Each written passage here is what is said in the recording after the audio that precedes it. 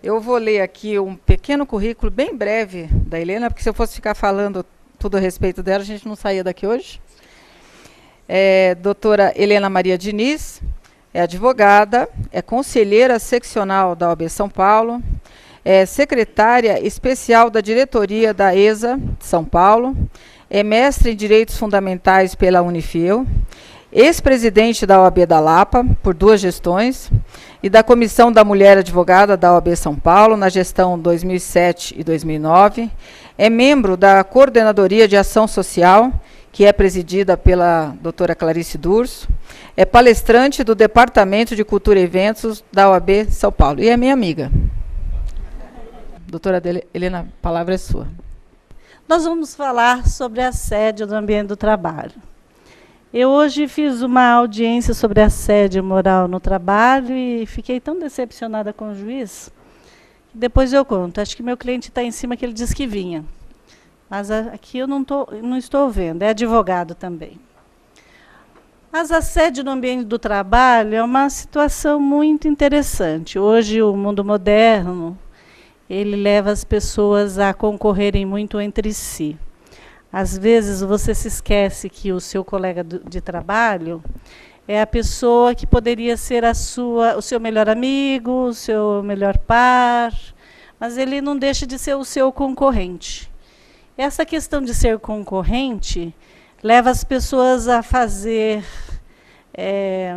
ter determinadas atitudes que, às vezes, impensavelmente, ela causa prejuízos para o resto da vida.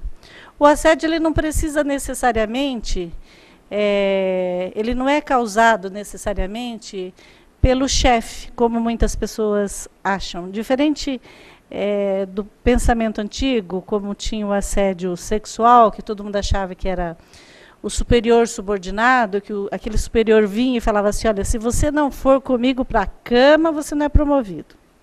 Então, isso é assédio sexual. Então, tinha um motivo pontual que levava a pessoa a praticar o assédio. Mas agora o assédio moral, ele tem várias vertentes. Tem a vertente discriminatória, que diz respeito à etnia, à raça, cor, opção sexual.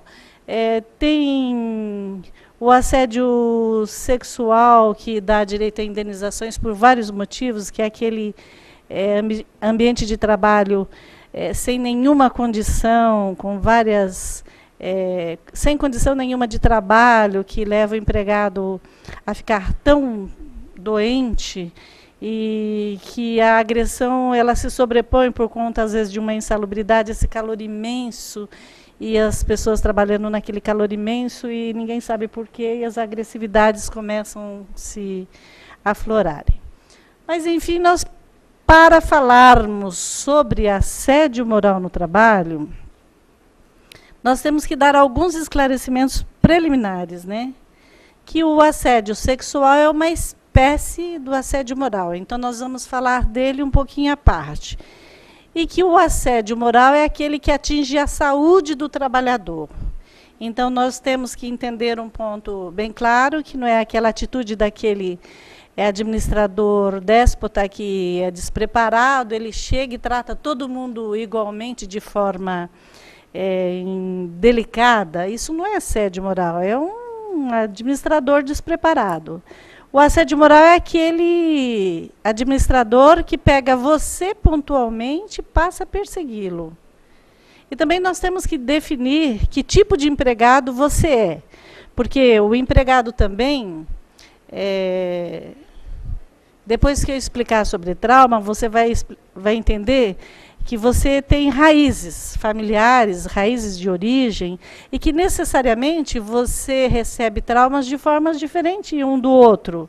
Então, existe a pessoa que é pessimista, triste, carrega todo mundo em cima dos ombros, e que a empresa, infelizmente, não tem culpa que aquela pessoa, mas já é uma pessoa doente. Então, o assédio necessariamente é da pessoa, não necessariamente da atitude do empregador. Então, o que se tem que verificar é a atitude contumaz do empregador, o que ele fez, e se realmente a intenção dele foi para desestabilizar, se foi aquela situação para aquela pessoa realmente perdesse o emprego, que não fosse promovida, etc., para ser caracterizado como assédio moral.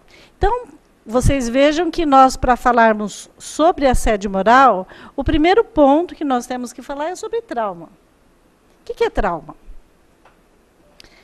Trauma é uma doença psicológica. Eu não sou psicóloga, eu sou advogada, mas a gente sabe que advogado é meio psicólogo, né? Todos somos. Vocês serão. Porque é assim, entra no nosso escritório de manhã uma pessoa, conta uma história. Depois, mais tarde, entra outra, conta outra história. De outro caso bem diferente. No final do dia, você virou meio padre, meio psicólogo, meio não sei o quê. Você fica especialista num monte de coisa. Você vai analisar, por exemplo, uma ação de indenização por erro médico. Pegar a sua área. Quando você pega um laudo do perito, você, para entender o laudo do perito, quando você conversa com o perito, você vira meio perito também, você vira meio médico, né? Lá no escritório, é minha filha, que mexe nessa área, ela fala de medicina com uma propriedade que fala, você está no curso errado, minha filha. Mas não é. De tanto ler os laudos envolvendo indenizações por danos por erro médico, você começa a entender um pouquinho da sistemática dos médicos, como funciona. Então, nós somos meio entendidos de qualquer coisa. Então, é em cima desse entendimento que eu fiz o meu slides. Mas, se tiver algum psicólogo aqui, me perdoe, porque um dia desses eu fui para uma cidade aí e eu disse que determinados traumas, ninguém conserta, e ele não gostou muito, não. Disse que eu atingi a profissão dele, mas me perdoe os psicólogos, alguns não têm conserto. Mas é assim, trauma é uma doença psicológica. Trauma é um choque emotivo que modifica a personalidade do indivíduo a partir de padrões anteriores. É uma mudança de estilo, de traços, ficando a pessoa depressiva, pessimista, insegura, infeliz, baixa autoestima e suicida. Vou dar um exemplo para vocês. Você é namorado dela ou não? Pode brincar com vocês, não? Não é assédio porque é uma vez só, porque assédio é continuado, viu, gente? Todo dia. Como você chama? Jaciane. E você? Marcos. A Jaciane é uma pessoa feliz, alegre, magrinha, bonitinha, toda arrumadinha. E ela se casa com o Marcos. Dali um ano, o pessoal encontra a Jaciane, ela está envelhecida uns 20 anos, doente, depressiva. E a família tem que fazer uma verificação. Não tem filho, tem uma boa casa, tem um bom carro, mas está muito depreciada a menina. Jaciane. Eu costumo dizer que eu pego na plateia sempre um nome difícil. Meu Deus do céu, Jaciane. Não, só eu mesmo. Tem apelido? Não. Jace. Melhor, né? A Jace encontra a irmã dela, depois de um ano, na festa de Natal, e a irmã dela percebe que ela está muito debilitada. Com certeza tem alguma coisa ali naquele casamento que não está indo bem. Mas nós não fazemos nada. Nós, por costume, não fazemos nada. É impressionante como nós ficamos alheios e não botamos o dedo na ferida. E assim funciona. Provavelmente ela está tendo um assédio do Marcos no casamento. Ou no trabalho, não sei. Se ela não trabalha, é do Marcos, né? Alguma coisa está errada naquele casamento. Marcos, me desculpe. Então ele é o assediador no trabalho. O assédio deve ser dele no trabalho, não é possível. Bom, outra coisa que é assim muito comum, por exemplo, quem foi sequestrado. Você acaba de ser sequestrado, você tem um padrão de vida. Você fica lá horas ou dias na masmorra. Quando você volta, você não é mais a mesma pessoa. Então, é assim. Você teve um trauma, um choque. Aí que modifica a sua personalidade. O indivíduo muda o seu padrão anterior. Você não é mais, depois de um trauma, a mesma pessoa. Não tem psicólogo que conserte, por exemplo, uma pessoa que fique 20 dias num cativeiro. Não tem. Já ficou comprovado que as questões de sequestro equivalem à perda de um filho, a um rompimento sério grave de um casamento. São determinados rompimentos na vida da pessoa que não tem conserto. Então, você pode passar 20, 30, 40 anos, fazer as suas análises, tomar os seus remedinhos, que não adianta. Porque é assim, 2 pessoas são levadas para o cativeiro. Vou pegar o mesmo casal, já que eu estou assediando, a Jace e o Marcos. Digamos que eles foram levados para um cativeiro. O Marcos, pelo que eu posso ver dele, olha, ele está de terno, gravata, é um cara vaidoso, ele tem... as pessoas, em geral, têm bens materiais de primeira grandeza, que ele nem percebe que ele tem. Você deve ter o perfume que você gosta, você deve sentar no sofá, no lugar sempre. Olha, ele só está fazendo assim, gente. Eu não sei porque eu estou acertando. Ele deve ter o controle da televisão. Ele deve ter a cor da toalha que ele gosta de usar. Ele é muito vaidoso. Ele é muito vaidoso. A Jaci é mais tranquila. Eu tenho a impressão que ela leva a vida mais tranquilamente. Ela tem também coisas que ela gosta, que é valores imediatos, materiais que ela tem de primeira grandeza que ela nem percebe. Que é o perfume que ela gosta também, o travesseiro, o lugar da cama, de repente a cor que ela prefere para se vestir, de repente o dia da semana que ela prefere para rezar ou não. Enfim, são bens materiais de primeira grandeza que só você, cada um tem, e você não percebe.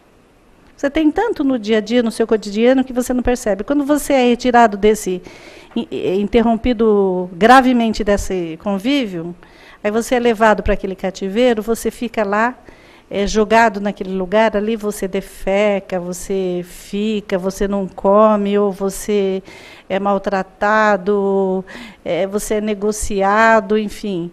Você, quando volta, dependendo de como você foi educado, dependendo da raiz do Marcos, é que ele vai reagir. Por exemplo, se o Marcos foi educado para ser um guerreiro, um homem que vai enfrentar tudo, ele pode, quando ele volta do cativeiro, ele vai enfrentar situações semelhantes. A Jaci, se é mais pacata, se ela acha que não é bem isso, ela vai talvez se tornar uma pessoa depressiva, triste, oprimida, não é não? Então vai depender da raiz. Então se percebe que a gente não pode subestimar a reação do outro no trauma. Nós advogados, aí sobra para nós. Depois de 30 anos de profissão, bom, não devia ter falado 30, porque eles já fizeram uma continha, né? Pois é. Que horror. É a treva, como diz a menininha da novela. É assim. Quando senta alguém desse lado, você já sabe o que ele vai dizer do lado de lá. Mas quando é traumas, eu acho que nós temos que tomar mais cuidado por 2 motivos. Primeiro, por questões assim de conhecimento mesmo. Nós temos que analisar com mais cuidado essa questão do trauma, porque cada raiz tem a sua origem, cada pessoa tem a sua reação, e muitas vezes aquilo que você acha, nossa, mas o chefe só fez isso e ela está assim, deprimida. Não sei, para mim, talvez, me chamar de gorda não vai me fazer diferença. A vida inteira meu filho me chama de gordinha. Agora, pode ser que para outra pessoa faça diferença. Então, é assim, depende de como você recebe a brincadeira. De como é a minha raiz, de como eu recebo um elogio, uma brincadeira. Vocês perceberam? O trauma, ele vem por conta daquilo que você já tem de origem. É esse o problema grande para a administração dos empregadores. Porque eles hoje, ainda que tenham que administrar a sua questão econômica, os seus negócios, eles têm que prestar atenção no meio ambiente de trabalho, porque eles são responsáveis pelo meio ambiente de trabalho, eles respondem solidariamente pela questão social. E todos esses aspectos têm que ser analisados. Aí nós, quando ouvimos essa pessoa, primeiro por questões de respeito, segundo por questões de cuidado. Porque assim, é muito difícil comprovar assédio na Justiça do Trabalho. Os juízes não gostam muito de dar indenização, não. Eu costumo dizer que juiz... Tem juiz aqui? Vou falar mal de juiz, é problema, né? Então é assim. O juiz ele tem inveja de advogado, né? E o advogado ele pega um alvará hoje de 20 mil. Ele faz uma continha. Aí sai no Fantástico também, né? Eles com raiva, sai no Fantástico, diz que a gente ganha muito, diz que rouba o pessoal. Enfim. Aqueles lá talvez sejam mesmo maus advogados, mas não é, e é a minoria. Digo para vocês, a gente aqui, ó, eu, Rosângela, nós julgamos advogados. Não chega a 1% da categoria que chega às denúncias na ordem. A maioria, 99% dos advogados são honestos, mas saem em rede nacional, rede nobre, fantástica, então nivela todo mundo, né? Ainda o Ministério Público adora advogado, né? Enfim. O juiz também não gosta de advogado, não. Ele faz uma continha. Ele pega um alvará às 5 horas da tarde, sei lá, uma ação trabalhista que o advogado, ele vê lá a liquidação, 200 mil. Ele faz uma continha. 2 3, 6. Puxa, esse advogado vai levar 60 mil? Aí ele faz uma conta. Ele pega o salário dele, divide por 12 meses, fala, poxa, ele ganhou num mês o que eu vou ganhar num ano? Ele fica nervoso. Aí ele vê uma indenizatória, ele não quer dar. Mesmo que você peça bastante, ele não dá. O tribunal ainda tem reformado, melhorado, mas os juízes de primeira instância está difícil. Eles têm dado valores irrisórios. Mas se o advogado souber pedir, ele tem, ele é obrigado a arcar com aquilo. Por exemplo, se você pede um dano moral para quem morreu, que tinha filhos, você, obviamente, vai colocar o custo dos filhos, quanto tempo essa pessoa viveria, quanto tempo ele ficaria ganhando aquele salário. Então, você tem que montar uma ação muito bem montada, para que você consiga a indenização que você pretende. Mas voltamos ao trauma, porque eu vou chegar lá na indenização, senão eu vou dar um nó na cabeça de vocês. Vamos lá no trauma. Então, o advogado, quando ele vai pedir, ele tem que fazer, primeiro, por ética, respeito, e segundo, para se cuidar. Ele tem que falar para o cliente dele, me faça um relatório. Primeiro, ele tem que fazer contrato. Ele tem que perguntar para o cliente dele quanto é que ele gostaria de levar naquela ação que ele entende que ele recebeu um sofrimento. Para você sentir quanto é que o seu cliente tem como expectativa. Não significa que ele deva pedir aquele valor. Mas não é perguntar. Mande ele, hoje todo mundo é internauta, mande ele mandar um e-mail, um WhatsApp, o que ele quiser, mas ele te escreva dizendo isso. Por quê? Juízes não gostam de advogados, juízes adoram dizer que nós pedimos demais, que nós superestimamos tudo. Então, se você não tiver isso por escrito, pode dar litigância de má-fé, porque é assim. Vamos dizer que você pede assédio sexual. Aí você vai para assédio sexual. Aí na primeira audiência, o Shigemori, ele dá um exemplo de assédio sexual que eu acho ótimo. Ele diz assim que a pergunta clássica do empregador é assim, a senhora foi, para reclamante, advogada reclamada, a senhora foi na festa do final do ano? Ela fala, fui. Responde bem assim, fui. Quem deu carona para a senhora? Ah, foi ele. Pronto, já perdeu a ação inteira. Porque você, como assédio sexual, você tem que resistir, né? Você não pode... Você está cobrando assédio sexual, mas você vai para a casa da festa de Natal com ele, de carona? você está querendo ser assediado. Então, eles ganham ação na primeira pergunta. Então, é assim, você tem que pedir para ele te escrever, ele te faz um relatório na internet lá, escreve um e-mail para você, te conta tudo. E aí você pergunta, quanto você acha que você deve receber? Você, como técnica, vai mensurar se aquilo é correto, se não é, se depois vai dizer para ele se é muito, se é pouco, mas você é que dá o valor, mas você tem por escrito aquilo. Porque se amanhã o juiz falar assim, doutora, a senhora inventou essa história então, né? E larga a litigância de má-fé, porque o juiz confunde muita parte com a gente. Ele não sabe que o autor é o cliente, não é você. E adora prejudicar advogado. Então, se você tiver aquele e-mail com tudo aquilo, com a historinha, você não inventou. Quer dizer, o cara sai lá da Zona Leste, vai lá em São Caetano, contrata a doutora, ela faz uma ação e ela inventou a história. Então, gente, toma cuidado. Hoje o Tribunal de Ética está sendo sério, os juízes estão colaborando e o Fantástico ajuda, né?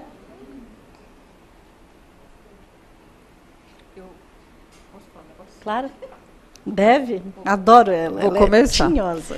Não, porque nós, eu e Helena, a gente é da época da máquina de escrever, né? Essa moçada de hoje já é da época do computador, e são muito espertos, né, Helena? Demais. São. E a minha filha, ela faz umas palestras, você sabe, de cálculo trabalhista, né? Ela é dessa área da Helena, ela também é advogada trabalhista. E o que eu vejo ela fazer com os clientes dela quando vão lá no escritório, ela faz um relatório, sabe? Tudo que a criatura conta, tudo que fala, ela vai escrevendo, ela faz um histórico. Aí, no fim, ela fala, agora eu vou ler para você tudo que você me falou. Ela lê aquilo tudo. E ele assina. E ele assina. E rubrica todas as folhas, assina na lateral, sabe? Porque amanhã ou depois, se ele... É isso que a Helena está falando, né? Ele fala que não falou. Porque tem um pessoal que é bem simplesinho, que não consegue mandar e-mail, né? Eu garanto para vocês que metade daqueles lá da Rural falou, já pode ficar com tudo, desde que você consegue aposentadoria. Só que depois vai no Fantástico. Vai no Fantástico. Né? Só que o advogado não podia ficar com tudo. Mas, em todo caso, vamos lá. Então, vocês entenderam que o trauma é uma situação que você existia de uma forma, você passa a existir de outra, mas que são situações que você se altera. E que você alterou, você foi traumatizada. E depende da sua origem. O que é assédio? O assédio é a exposição dos trabalhadores e trabalhadoras a situações humilhantes, constrangedoras, repetitivas, essa é a palavra, prolongadas, durante a jornada do trabalho.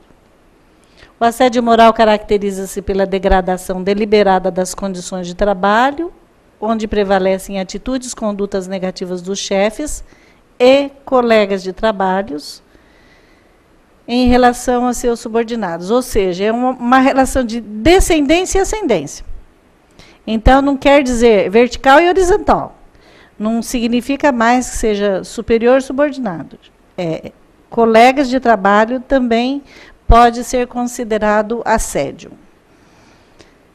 Depois eu dou alguns exemplos para vocês entenderem essas questões. Eu vou avançar mais. Então, olha, por que nós estamos falando em assédio hoje com mais rigor no Brasil? Porque países como a Finlândia, Alemanha, Reino Unido, Polônia, Estados Unidos, as perspectivas são sombrias e a OIT, em seus tratados, resolveu que as depressões, as angústias e tudo mais deveriam ser cuidadas. Então, ela recomenda um tal de código de conduta, que eu vou falar um pouco mais à frente. E por conta dessa situação grave que está se estabelecendo, você vê que não é um problema nosso, é um problema mundial, é um problema da nossa geração, do nosso Estado. É uma questão globalizada. Por quê? Nós antes... Tem algum senhor aqui? Aquele ali do segundo, de terno, do lado da... Vermelho, como é seu nome? O senhor mesmo. Rubens. Tive sorte, hein, gente? Doutor Rubens. O senhor é da época da era... Como eu, não estou chamando o senhor de velho, não. O senhor é da época da máquina, né? Então, nós éramos assim. Ia sair o Fusca. Primeiro se fazia uma propaganda imensa do Fusca, saíam os projetos, os desenhos, aí ia o projeto ia para não sei aonde, se falava muito na Alemanha do Fusca, não sei o que vinha para o Brasil, não sei o que lá, não sei o que lá. Quando ele realmente foi editado, nós sabíamos que tínhamos um carro pequeno, econômico, especial no Brasil. Era assim, primeiro o projeto, depois a expectativa. Vamos para a vida, era da máquina. Nós somos da era da máquina. Namorados. Não sei o senhor, mas na minha época, era assim. Você primeiro olhava, você ficava um mês olhando, paquerando. É verdade. Deixa eu pegar um jovem aqui, você. Você saiu esse fim de semana? Foi em alguma balada? Quem foi em balada essa semana? Não precisa me responder, mas quantos vocês beijaram na noite e quantos vocês sabem o nome? Não sabe. Meu filho chega em casa e fala, você beijou alguma essa noite? Ah, mamãe, que pergunta. Quando ele se abre um pouquinho, beijei duas. E o nome? Não sei. Ele traz a menina em casa, aí, de repente, uma namorada nova. Meia hora, advogado também, né? Tem que dar uma desculpa. Você pergunta para ela o nome da família, não sei o que, não sei o que, não sei o que lá. Você descobre tudo da menina. Aí você pergunta para ele, você sabe que ela é filha de não sei quem? Eu não. Você sabe? Eles não perguntam mais, eles vão para o finalmente do que eu... Não era assim, doutor? A gente paquerava, a gente ia, a gente desfrutava. O primeiro beijo, gente, era uma semana, um mês. Era delicioso. Mas hoje deve ser delicioso na moda de vocês, mas também, olha, vocês não sabem nada de nada. É uma coisa horrorosa. E assim é no trabalho. É tudo muito rápido. Então, você, hoje não é geração Y mais, parece que já é geração... Né, mais geração W, não sei, mudou até o nome. Porque, assim, no nosso tempo era quanto mais tempo de trabalho, mais tempo de casa, que a gente falava, era o funcionário exemplar. Eu, por exemplo, fiquei na Souza Cruz 14 anos. Que horror, né? Acho que também é muito tempo. Mas isso era bom para o currículo. Hoje, se ficar mais de um ano, o mercado não está te caçando. Os headhunters não estão te achando. Então, você não é bom funcionário. A sorte que estipularam agora que para seguro-desemprego vai ter que ter 1 ano e pouquinho, senão nem 1 ano e pouquinho ia ficar mais. Porque é tudo muito rápido. E é assim, o que isso ocasiona no ambiente de trabalho? A concorrência. Vocês estão na era do consumo. O consumo por um emprego novo, o consumo por um sapato novo, o consumo por uma roupa nova, o consumo por uma vida rápida nova, um consumo por um emprego fácil e rápido e rentável rápido. Então, vocês, sem perceberem, vocês, eu digo, é nós, passamos por cima do semelhante sem perceber. É sem perceber. Se o chefe passar aqui hoje e falar assim, bom dia, João. Ele vai falar, bom dia. Bom dia, Antônio, bom dia. E pula Maria, todo mundo fica estranhando. No dia seguinte ele fala, bom dia, João, bom dia, Antônio, e esquece a Maria de novo. Garanto para vocês que uma semana essa Maria ninguém mais cumprimenta. É tão automático o negócio que você, de repente, você faz a segregação do colega sem perceber. Você, para não desagradar aquele chefe, você, sem querer, você pactua daquela atitude horrorosa dele. Então, nós temos que prestar atenção no nosso comportamento. E não nos deixar levar pelo consumo desenfreado do emprego fácil. Sermos um pouco mais humanos para que as relações sejam mais humanas. Então, por que a OIT está preocupada? Porque a doença no trabalho está altíssima. Como ela está altíssima, o que sobra não é para o governo, não, é para nós mesmos. O INSS, o custo da assistência social é muito alto, e quem paga a conta é o cidadão. Aquela pessoa que é maltratada no trabalho, chega em casa, maltrata o filho, maltrata a família. Esse filho maltratado provavelmente vai para as drogas, é humilhante amanhã. Em geral é um filho problema. Ele sobra para quem mesmo? É para a sociedade. Se você entra de manhã na empresa, às 8 horas da manhã, você não vê o sol se pôr, não vê o sol entrar, nem se pôr, como que é? Nascer, nem se pôr. E você fica o tempo todo ali dando lucro para o empregador. Então, é por isso que o empregador tem o dever moral de dar uma sociedade mais justa para nós. Ele tem lucro com isso. É essa leitura que os órgãos internacionais, as organizações do trabalho, chegaram a essa conclusão. Porque se ele tiver um empregado sadio, ele vai chegar em casa feliz, e se ele chegar feliz em casa, ele provavelmente será um pai feliz, vai ser um marido feliz, e a sociedade, por sua vez, será mais feliz também. Nós teremos uma sociedade também mais sadia. Aquele empregado que trabalha feliz, ele falta menos, ele vai menos para o médico. O empregador que tem empregados bem preparados, são felizes, eles produzem mais, já ficou comprovado. Estudos como esses é que faz com que organizações como a OAB, como associações comerciais, estejam batendo nessa tecla para conscientizar as empresas para que mude um pouquinho desse perfil. Tá certo? Não é à toa que nós estamos aqui. Então, o assédio moral é uma violência psicológica, um constrangimento, humilhação em relações humanas, sobretudo no mundo do trabalho. Se trata, agora é uma repetição, regularidade nos ataques, que se prolonga no tempo, determinação de desestabilizar emocionalmente a vítima, visando afastá-la do trabalho. É um atentado, é uma vertente aí à Constituição, é protegida pela Constituição Federal, que é um atentado à dignidade da pessoa humana, é direito à imagem, intimidade, honra, saúde, vida e preconceito. Tem uma lista imensa de coisas que dá para dizer que é assédio moral. Vou citar algumas coisas só para não dizer que não falei algumas. Exemplos. Essa de desprezar, aquele exemplo que eu dei. Sonegar informações.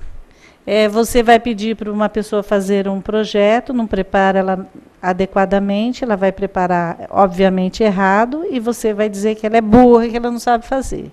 Só que o culpado é você que não treinou, não treinou corretamente. Então, se você não treinou, você não pode cobrar.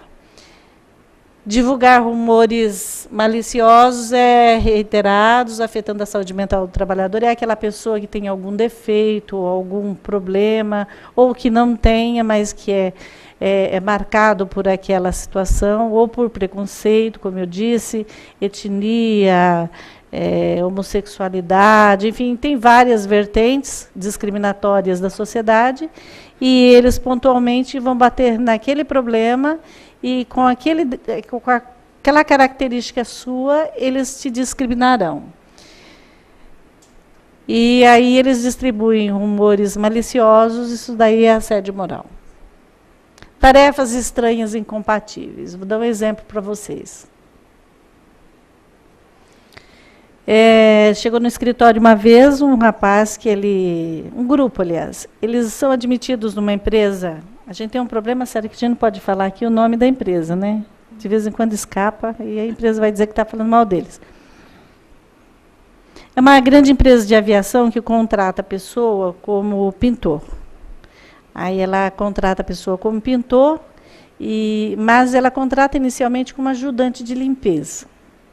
Aí ele tem 47 banheiros naquele hangar do avião lá e ele limpa diariamente 47 banheiros.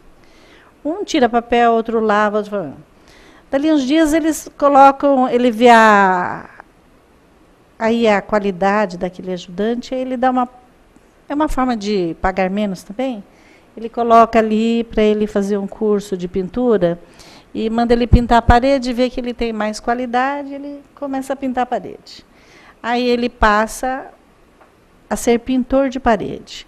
Aí vê que ele tem mais habilidade nos cantinhos tal, ele passa a ser o pintor daquele Logan. Não posso fazer o Logan, senão vocês sabem qual é. O Logan do avião. Aí esse rapaz, ele tem para ele que ele foi promovido, ganha algum dinheiro tal.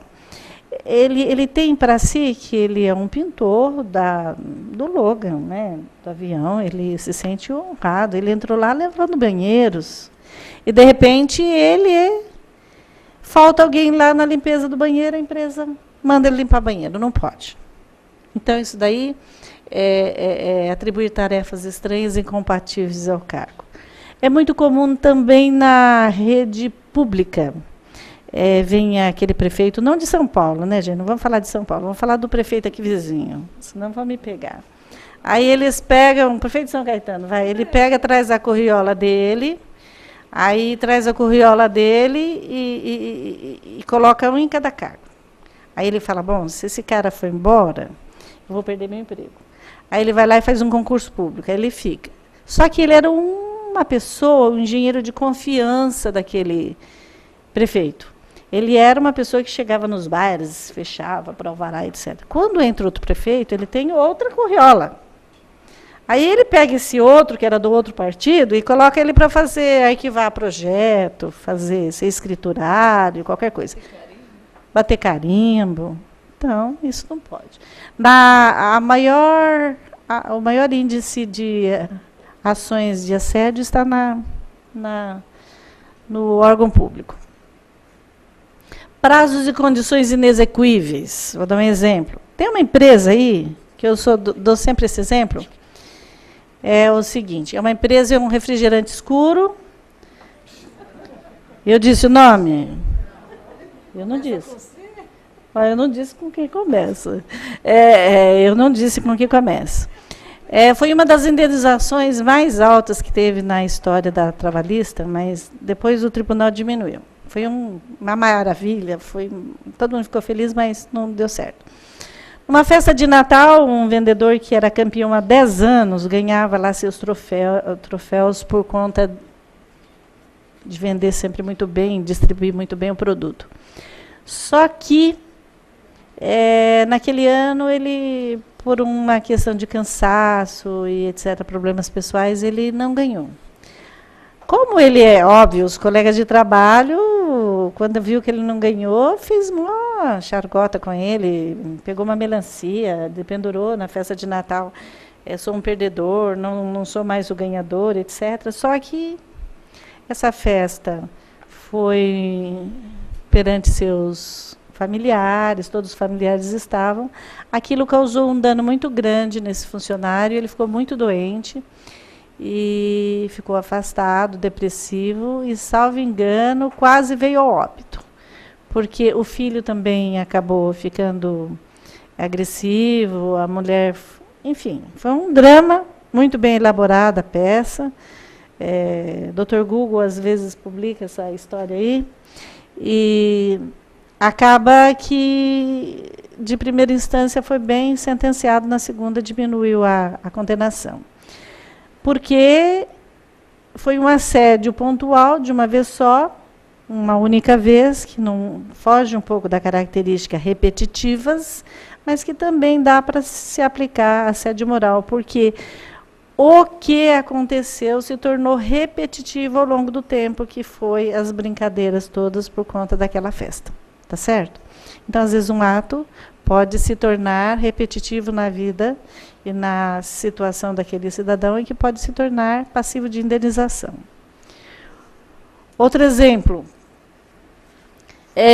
são prazos inexequíveis. Por exemplo, eles tinham prazos imensos para cumprir e não conseguiam, aquela pessoa conseguia.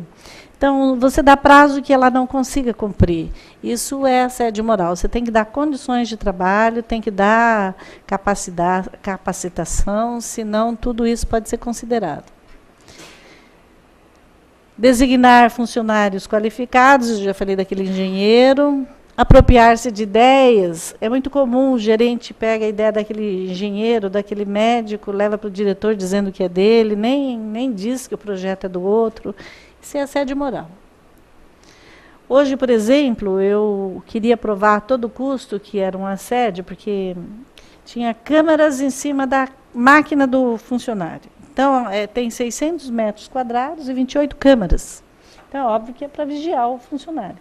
E o juiz não me deixou fazer essa prova. Então, se você for para uma audiência dessa, você tem que pedir para constar, todas as vezes, a pergunta que você fez, quantas câmeras tinha. Sinto muito, doutora, não vou colocar, não acho que câmera pode. Pergunte se tinha, aí você induz, pergunte se tinha 28 câmeras na fábrica. Eu vou indeferir, tudo bem, faz constar. Quantos metros quadrados tinha a fábrica? 600 metros quadrados. Aí ele fala, não vou constar. Pergunte se tinha 600 metros quadrados. Então, você tem que começar a induzir, porque o tribunal tem que analisar que em 600 metros quadrados, 28 câmeras, com certeza, é assédio moral. É para vigiar o empregado. Segurança, 1, 2, bem montadas, estratégia, não é? E eu juntei fotos das máquinas, eles tiraram fotos da máquina e a câmara, da máquina e a câmara. Então, é assédio. Mas ele não quis. Esse monte aqui que eu coloquei, vocês nem precisem anotar, porque se vocês pedirem por e-mail, a gente manda, tá? Depois, no final, eu dou o e-mail, vocês pedem e eu mando. Então, para gravar, assédio moral. Perseguição sistemática, situação de violência psicológica, ameaça constante, chicotes, ofensa, escravidão, causando doença mental, forçar desligamento de empregado, causar doença psicológica, trauma, choque emotivo, que modifica a personalidade do indivíduo a partir de padrões anteriores, mudança de estilo, traços, ficando depressiva, pessimista, inseguro, infeliz, baixa autoestima, suicida. Então, se você conseguir provar tudo isso, é assédio moral no trabalho. Em geral, a vítima é escolhida, isolada do grupo, sem dar explicação, passa a ser hostilizada, ridicularizada, inferiorizada, desacreditada diante dos pares. Automaticamente, os companheiros também, com medo de represália, acompanham e rompem os laços efetivos. Se você fizer essa prova, então, de modo silencioso, você acaba contribuindo. Se você fizer essa prova dessa exclusão, é assédio moral no trabalho. O assédio sexual é mais fácil de comprovar. O assediador é como todo homem e mulher apaixonada que dá bandeira, né? Manda e-mail, manda flores, canta na frente de todo mundo. Então, é só dar uma gravadinha com esses celulares bons aí, WhatsApp, etc., que vocês conseguem a prova. Já o assédio moral, você tem que levar um laudo médico, você tem que levar testemunha, você tem que levar provas mais contundentes, como a fotografia da máquina, né? A prova tem que ser mais, ou seja, bem elaborada. Agora, bem trabalhada, mais trabalhada. Agora, o assédio sexual é muito fácil de provar. O assédio sexual tem implicações ao diferir a liberdade sexual das pessoas, obrigando a fazer aquilo que não quer, utilizando o agente de poder, né, hierárquico sobre a vítima ou não. Pode ser o colega do trabalho também. E a responsabilidade sempre é subsidiária do empregador, mediante prova inequívoca que os atos foram praticados ali dentro do ambiente de trabalho. É o direito de pelo Código de Conduta, nós podemos pedir direito de regresso. Depois da emenda 45, não há mais discussão se deve ser discutido na área civil ou não, é relação do trabalho, na Justiça do Trabalho. Pode compreender a sua petição, pode compreender todos os pedidos, aviso prévio, 13º, daquele jeitão que vocês pedem. Mas o assédio moral, vocês têm que parar, trabalhar e fazer uma boa peça. Não pode simplesmente contar uma historinha chinfrinha e mandar igual você fala. Foi dispensado sem justa causa, pede o aviso prévio. Não é assim que a gente faz a trabalhista, assim, corridinho? Não pode. O assédio moral, se você não souber fazer, não souber elaborar a peça, você vai perder. Você tem que elaborar, utilizar o Código Civil, a Constituição Federal, a CLT, Não se preocupem, se mandar o e-mail, eu mando todos os artigos. Cola e copia.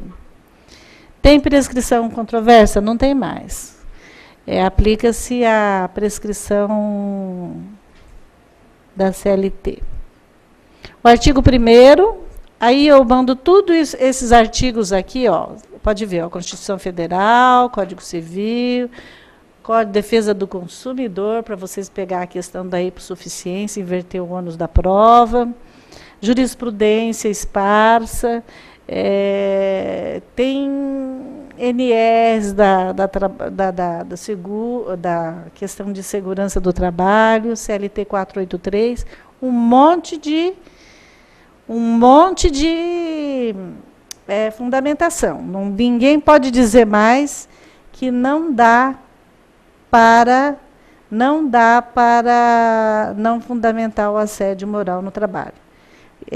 Havia alguns juízes que diziam que não tinha fundamentação. Pode esquecer.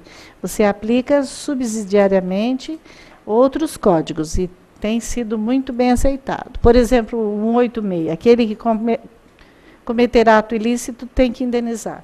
Está claro, está no Código Civil. Você copia ele, conta a historinha, cometeu ato ilícito, tem que indenizar. O pedido de indenização, você tem que provar a ocorrência do dano material e moral, tem que provar a relação de causalidade, o dano tem que ser no trabalho e desenvolvido pelo obreiro. Não pode ser assim na casa dele ou coisa assim, tem que ser dentro do ambiente de trabalho. Dolo ou culpa do empregador, por quê? Trata-se da responsabilidade objetiva, por lei, teoria do risco social. Subjetiva, que é o dolo do patrão ou preposto, pode ser, ele responde pelos seus prepostos, acho que é 947 do Código Civil. Você tem que fazer a prova da culpa, que é a negligência, imprudência e imperícia. Se você fizer esse trio e provar que o patrão tem culpa, você consegue provar pela responsabilidade objetiva ou subjetiva. Os danos, você pode pedir materiais, que é incluindo-se despesa de hospital, cirurgia, fisioterapia, remédio, psicólogo, enfermeira, funerária, tudo que você imaginar, você pode incluir. Documentos, sempre documentos. Morais. Morais é aquilo que você vai montar, aquilo que você vai imaginar. Então, morais é aquilo que você vai perguntar para ele. Materiais, você pode basear o morais. Por exemplo, se você encontrar um dano material de 50 mil, você pode imaginar que o moral pode ser 2 vezes, 3 vezes, 10 vezes. Depende da gravidade do que houve nessa situação. Aí vai da questão técnica sua. Não adianta pedir 1 milhão para um barzinho da esquina. Você pode pedir 1 milhão para aquele refrigerante escuro lá. Ou para um banco aquele feito para você. Certo? Não é? Mas não vai pedir para o barzinho, a farmacinha da esquina, 1 milhão, que vocês não vão ganhar. Vocês não vão fechar, vai ter um diploma maravilhoso lá e não vai ganhar nada. Lucros cessantes. O que é lucro cessante, gente? Chegou o cliente para você, contou a história. Chegou um cliente lá, eu ganhei uma ação uma vez, ele contou uma história que fazia 2 anos que estava desempregado, porque ainda na empregadora existia lá o aviso de que ele foi dispensado por justa causa. Eu falei, como assim? Mas era uma empregadora de ponta, um supermercado grande. Eu falei, que coisa interessante. Pega uma máquina fotográfica. Não, eu não consigo nem entrar no supermercado, eu fico... É um supermercado que, por acaso, tem meu sobrenome, tá, gente? Mas eu não disse quem era, disse. Então, é assim... E eu falei assim, não, você manda sua mãe, sua tia, sua avó, sei lá, vai lá com uma máquina fotográfica, põe a data e... Não, vai com esses iPads mais 4, 5, que ele já diz a rua que é, a data, né? E diz a foto que você está tirando. Ah, tá bom, então ele foi. Aí ele me trouxe as fotos, tudo quanto é lugar. Aí dizia lá no aviso, fulano de tal, nosso repositor, ilustre repositor de 10 anos, foi dispensado por justa causa, não poderá mais repor está proibido de entrar nos departamentos. Eu falei, nossa, quantos anos, mesmo que o senhor está desempregado, 2 anos, eu falei, falta muito? Não. 2 anos, o senhor tem certeza? Não, falta 1 mês, ainda bem. Porque são 2 anos para, né? Aí eu pedi, lucros cessantes. O salário desse homem era 15 mil reais por mês. O que é lucro cessante mesmo? 15 mil vezes 23, gente. Fizeram uma continha, certo? O divórcio que ele teve com a mulher, porque ele realmente causou justa causa. Ele teve culpa na justa causa. Ele queria que eu revertesse a justa causa. Não, justa causa eu não reverto, não. Milagre eu não faço. Mas o dano moral eu consigo. Porque você pode mandar embora o empregado por justa causa. Mas você não pode exagerar. Você não pode exagerar no ato. Um dia liga um cliente meu, dono de uma farmácia, e fala assim, doutora, agora a senhora não vai reclamar. A senhora sempre diz que eu faço errado, que eu não ligo para a senhora. Mas dessa vez eu fiz certinho. Chamei a polícia, veio a viatura, fotografei. Justa causa, a senhora vai realmente ganhar, mas a senhora vai ter um dano moral razoável na orelha. É mesmo? Eu falei, olha, é capaz da senhora perder a farmácia. A senhora reze para o advogado entender muito de assédio moral. Não deu outro. Para meu azar, foi o vice-presidente lá da nossa seccional que entrou. Aí eu tive que fazer um acordo com ele, sou amiga dele, mas olha, esse povo não sabe mesmo das coisas. Você pode mandar a pessoa embora, pode usar, pode fazer, mas não pode exagerar no ato. Você tem o direito de mandar embora por justa causa, mas você não pode exagerar. Tá certo? Então, isso é lucro cessante, aquele período que você ficou sem trabalhar. Ou aquela empresa espertinha que fica dando más informações do empregado, se você conseguir que alguém ligue e faça uma gravação de que ela está dando más informações, você consegue uma indenização por dano, sim. É proibido dar más informações. Bom, isso eu já falei tudo, então vou passar. Então, a organização, a OIT, ela recomenda um tal de código de conduta. O que é o código de conduta? Para encerrar, para não ficar cansativo. E depois vocês perguntam. Código de conduta é assim. Aliás, é um nicho novo para advogado. Você é um advogado de uma empresa. Você vai até a empresa, estuda a empresa e fala para a empresa, olha, para nós resolvermos a questão do assédio moral, tá vendo? Eu só falei a favor do empregado, agora eu estou falando dos advogados que vão militar para os empregadores. Eu estou dando agora os elementos de defesa no assédio moral. Então, o assédio moral dos empregadores agora. Vamos lá, vamos aprender agora como advogado de empregador. Você faça um código de conduta. O que é o código de conduta? Código de conduta, pessoal, o advogado tem um nicho ótimo de trabalho.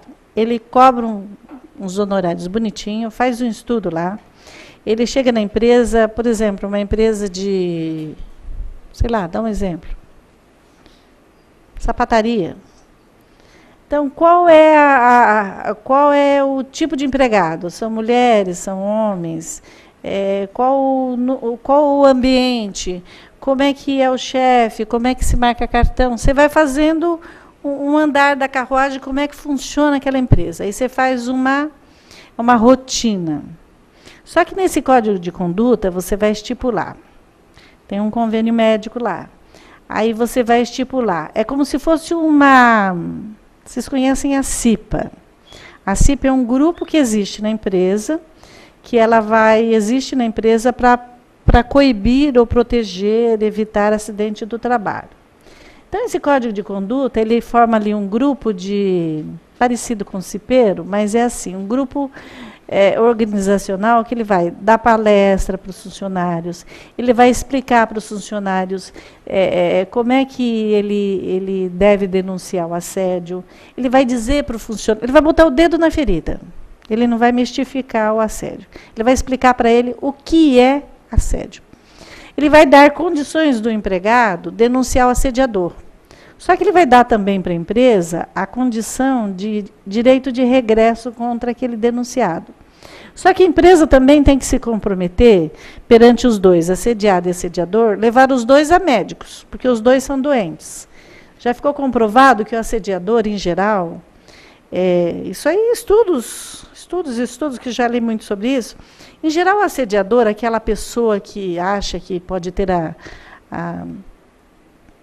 Se você tem um pai violento, é porque ele foi educado pelo avô dele, por seu avô, violentamente. Ele acha que ele só consegue respeito, dignidade com você através da violência. É um círculo vicioso. Então, o que ele tem que fazer? Ele tem que curar aquele assediador, ele não tem que jogar ele no mercado. O código de conduta é para curar a sociedade, não é para punir o funcionário. É para sarar o grupo. Então, tudo bem. Como é seu nome? Adriana. Muito fácil. A Adriana chega lá e fala assim, olha, o Joaquim, meu chefe, está me assediando sexualmente. Está fazendo isso, isso, isso. Nesse código de conduta tem que existir um meio dela fazer essa denúncia. A Adriana vai descrever, aí a empresa vai mandar ela para o médico do trabalho, para o psicólogo e vai chegar a uma conclusão. Vai dar a oportunidade desse assediador parar e dela dizer se ele parou. Ou seja, ele vai tornar o ambiente de trabalho sadio. Ele não quer mandar embora nem o assediador e nem... Por quê? O Código de Conduta não pode dar a oportunidade de um funcionário usar o Código de Conduta para punir o chefe, coisa assim. Por isso que ele tem que ser muito estrategista, esse advogado. Ele tem que fazer um código de forma que não seja usado o código. Então, ele manda esses dois para o médico, do trabalho para o psicólogo. Eles vão fazer um tratamento. Se aquele assediador for novamente denunciado, então ele é mandado embora por justa causa. Está escrito no Código de Conduta que a segunda denúncia é por justa causa. Então, a justa causa dá o direito da empregadora, o direito de regresso. Só que também ele dá a defesa para o advogado da empresa, porque é assim, se a Adriana, que era assediada, não fez a denúncia, ela foi preparada, ela recebeu palestras, ela foi para o médico, ou todo mundo sabia que se você for assediada, você tem cuidados, e você não teve o cuidado de denunciar, você também não pode reclamar. Eu brinquei com aquele banco feito para você, mas tem uma série de agências desse banco, que eu não disse o nome do banco, mas ele aplicou o Código de Conduta, ele não tem mais condenação. Ele mandou embora um assediador por justa causa. Ele perdeu em segunda instância a justa causa, que eu já sei. Mas ele não perde mais dano moral, porque ele dá a condição de tratamento. Então, se você não denunciar, você não tem o direito. Percebe? Então, é uma arma que as empresas estão usando para evitar condenações em assédio moral. Aí você fala, nossa, que ruim. Não, para mim eu acho maravilhoso, porque a nossa intenção aqui não é punir o empregador, não é buscar lucros indevidos, não é querer que todo mundo fique pagando dinheiro fácil para todo mundo, não é ficar inventando doença. Aliás, eu aconselho o advogado que for fazer e pedir danos morais, respeitar o Instituto, porque estão banalizando. Qualquer coisa é dano moral, qualquer coisa é dano moral. Por isso que o juiz também não respeita a gente. Você tem que colocar situações pontuais, coisas verdadeiras, ter relatórios, coisas pontuais que não desmoralizar. Pelo amor de Deus. Se você desmoraliza... tem advogado que está cobrando 30% de honorários e está pedindo 30% de dano moral porque ele teve que procurar reclamar para buscar os direitos. Caramba, ele está contra a classe até, né? Está pedindo indenização por dano porque ele está reclamando os direitos dele. Já existe na legislação o direito ao pedido, ao direito ao ressarcimento, e ele também já tem o direito aos honorários dele. e ele pede mais a indenização para ter um lucro maior. Isso daí é litigância de má-fé, sim. Então, com relação ao dano moral, o meu último conselho é fazer para os advogados de empresa, fazer um código de conduta, e os advogados dos empregados, não banalizar o instituto, fazer uma ação séria, ser sério, pedir seriamente, ser sério no pedido, ser honesto no pedido. Se o reclamante chega com uma historinha mais ou menos, falar, você não vai ganhar. Ah, mas fulano disse que faz, então vai nele. Eu sou honesto, não faço. Comece a mostrar um diferencial, porque quando você mostrar para a sua clientela que você é diferente, quando você cobrar os honorários reais, tabelados, aquele que você botou em contrato, que você discutiu amplamente, que você aceitou, gente, não é demais cobrar honorários. Se você colocar 35, incluindo as despesas, a tabela diz 30, mas você pagou as custas do cidadão. Então é 35. Se você está pedindo 30, a tabela diz 30. Se você está pedindo 20, enfim, se você pactuou aqueles honorários, se você está sendo correto com o seu cliente, sempre que você agir corretamente, se você tem um relatório dele, se você está fazendo ação dentro dos preceitos legais, você é um advogado honesto, você vai ter cliente para o resto da vida. Está falando para vocês uma pessoa que é a primeira advogada na família, não sou filha de nenhum advogado. Meu pai era um marceneiro. Então, eu não sou a Maria Helena Diniz, como muita gente confunde, né? Eu deveria ter falado no começo, porque a OAB não faz propaganda enganosa, né? Eu sou Helena Maria Diniz. Então, gente, vocês tomem cuidado, sejam honestos com o pedido, porque se vocês... O juiz também passa a te conhecer, principalmente se você for de uma comarca pequena. Se você faz pedido banal sempre, o juiz nunca vai te levar a sério. Agora, se você pede com seriedade sempre, ele vai falar, não, essa advogada joga legal. E você fica conhecida assim. Depois, o primeira ação, não. Mas se você cair 3, 4 vezes numa mesma vara, sendo muitas varas aqui, se você tiver muitos clientes, ele sabe que tipo de advogado você é. Ele sabe quem é sério no mercado. Então, ele vai analisar o seu pedido também com mais seriedade. Bom, o meu recado é que vocês também registrem esse código de conduta no sindicato para ter valor, tá? Então, o código de conduta é um investimento. O recado da palestra, tanto para advogados trabalhistas empresariais ou de empregados, é buscar um ambiente saudável. É conscientizar das normas de condutas, mas de uma forma séria. É buscar uma criação de uma coisa parecida com a CIPA para ver se moraliza os ambientes de trabalho.